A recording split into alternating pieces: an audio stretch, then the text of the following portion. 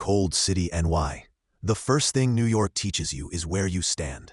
It teaches you in the rattle of the subway at 6:12 a.m., when you're pressed between a construction worker with cracked hands and a student rehearsing answers under their breath.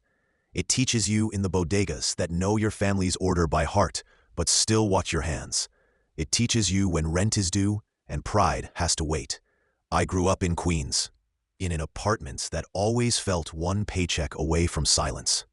My parents worked hard, too hard to pretend money didn't matter, but not hard enough to escape it.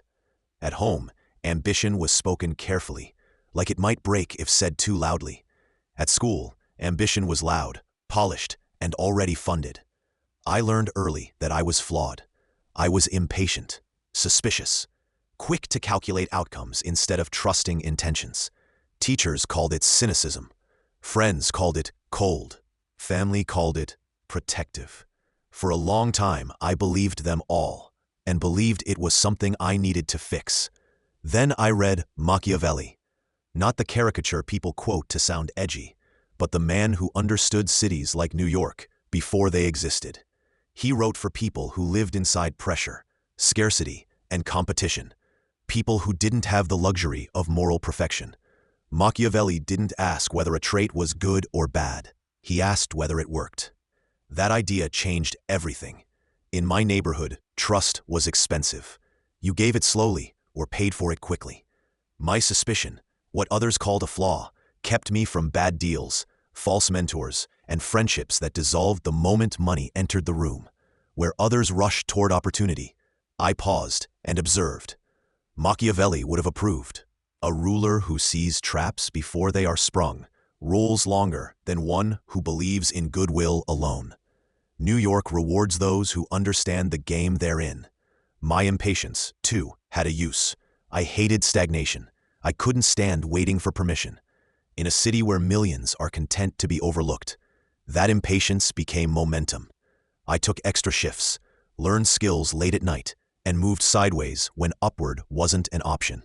Machiavelli wrote that fortune favors the bold, but only when boldness is paired with preparation. My restlessness forced me to prepare.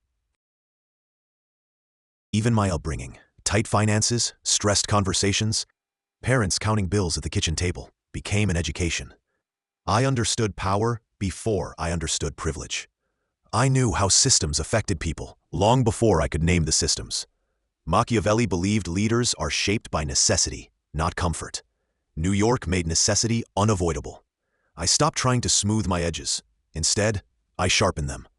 I learned when to appear agreeable and when to be firm, when to speak and when silence carried more weight. I learned that morality without awareness is fragile, but awareness without morality is dangerous.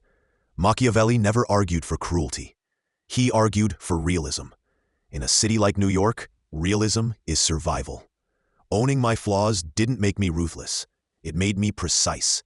I became someone who plans 3 steps ahead because I grew up knowing a single misstep could cost everything. Someone who values loyalty deeply because I learned how rare it is. Someone who understands that income shapes opportunity, but strategy shapes outcomes.